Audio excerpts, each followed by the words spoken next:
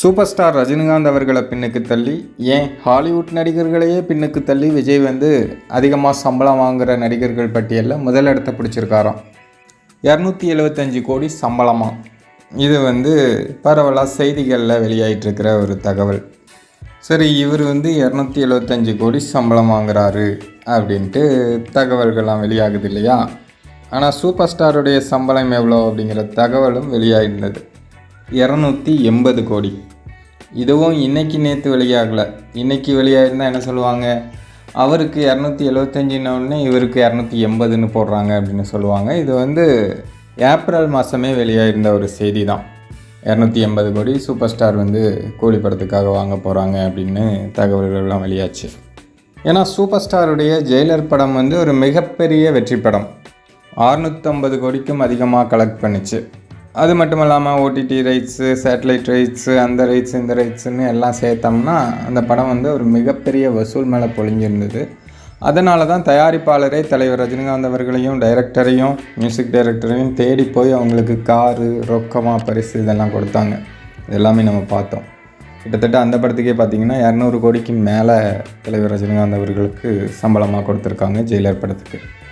அதனால் அவங்க பேனரில் தலைவரோட அடுத்த படம் இந்த கூலி படத்துக்கு 280 கோடி சம்பளம் வாங்க போகிறார் அப்படின்னு செய்திகள்லாம் வெளியாச்சு.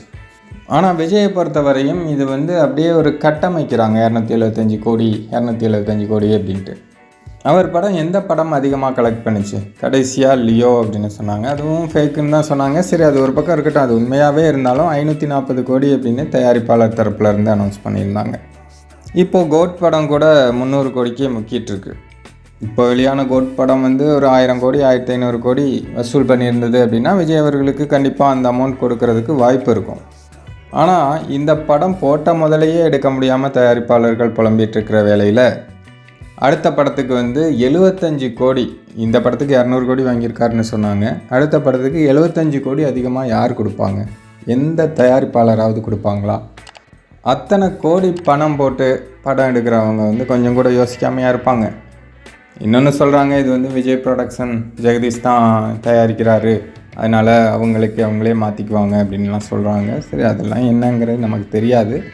மொத்தத்தில் ப்ராப்பராக ஒரு படம் எடுக்கணும்னா 275 கோடி, அதுவும் விஜயை வச்சு அவருக்கு இருக்கிற மார்க்கெட் வேல்யூவுக்கு மற்ற நடிகர்களுடைய சம்பளம், நடிகை சம்பளம், டைரக்டர் சம்பளம் இதெல்லாம் சேர்த்து படத்தோட பட்ஜெட்லாம் ஒரு 500 கோடி 600 கோடி வந்துடும்.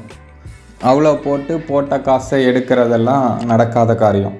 ஒரு வருஷத்துக்கு படம் எடுக்கிறாங்கன்னா அந்த ஒரு வருஷத்துக்கு வட்டி மட்டும் எவ்வளோ ஆச்சு? அந்த 500 கோடிக்கு அந்த லாபம் கூட வராது. அதனால் இது எல்லாமே கட்டுக்கதை தான். ரஜினியை இவர் முந்திட்டார் அப்படின்னு காமிக்கணும் அப்படிங்கிறதுக்காக என்னென்னமோ பண்ணிகிட்ருக்காங்க. இது இன்றைக்கி நேற்று இல்லை, பல வருஷங்களாக நடந்துட்டு தான் இருக்குது. பட் சினிமா தெரிஞ்சவங்க, சினிமாவில் இருக்கிறவங்க இதை ஆதாரத்துடன் புட்டு வச்சுட்டு தான் இருக்காங்க.